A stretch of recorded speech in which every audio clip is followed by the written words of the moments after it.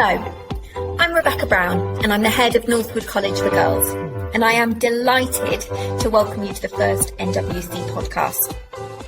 I've been thinking a great deal over the summer about how I communicate with you as parents, as students and as members of the wider community, and I will of course be writing newsletters and blogs, but I thought a podcast would also be a great way for you to get to know me a little bit better.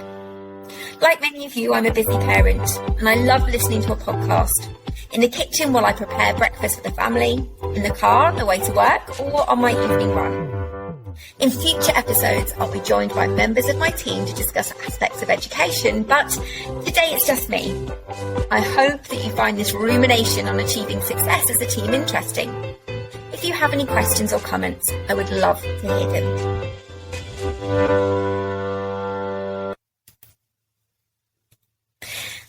Anyone who's ever led a team or studied leadership theory will have heard of Bruce Tuckman's model for group development: forming, storming, norming and performing.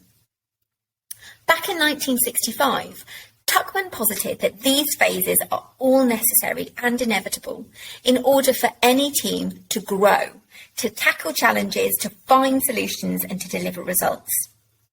Now, not all teams make it through the challenging storming phase, and it takes hard work and a lot of positive energy to ensure that a team performs at the top of its game. And it struck me in recent weeks that Tuckman's model translates really well into the educational sphere. Students are part of multiple teams during their time in school. Friendship groups, form groups, subject classes, houses and year groups.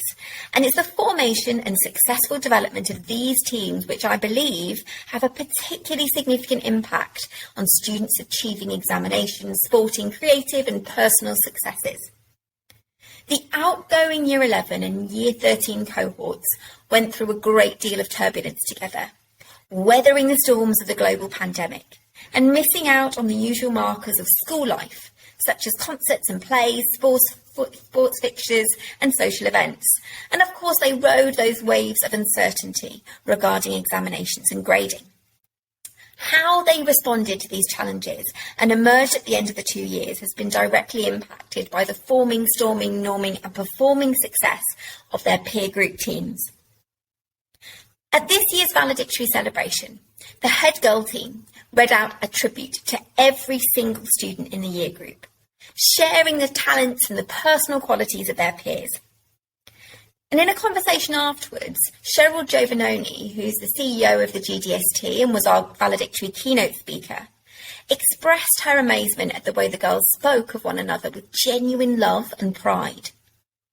Here were young women raising one another up, championing one another and expressing joy at the achievements of their peers. This is something which we saw so many times with those Year 11 and 13 students. In the first lockdown, Year 13 organised a whole school Love Yourself week, a week of online wellbeing and development activities. And Year 11 rallied round one another and ensured that every girl benefited from our holistic NWC approach with their Feel Good Friday campaign. Inspired by the head of year and orchestrated by the girls, they used Zoom group mindfulness and meditation exercises to maintain their momentum for study all the way through. And they enjoyed setting regular kindness pledges, which involved being kind to themselves, the community and each other. At sports days, in concerts, in class quizzes and whole group celebrations, these girls cheered for one another and they felt that wonderful power of collective endeavour. What the students recognised was the potential power of the team, harnessing their collective strength and energy to work towards the goal of assessment success together. Because they had developed trust in one another, they weren't afraid to make mistakes, to ask for questions or ask for help.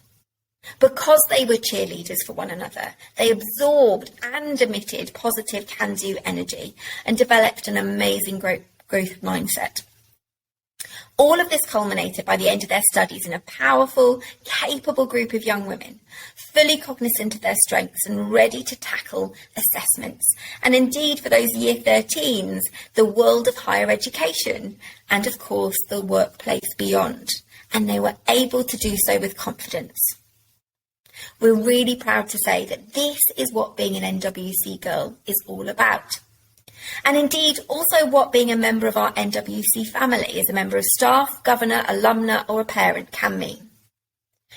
One of the lines in our mission statement reads, "We understand that success and purpose stem from feeling valued and creating impact." The success that our fantastic students achieved in the summer bears this out. As members of a high-performing, galvanised and focused team, each and every one of them has been able to achieve of their very best.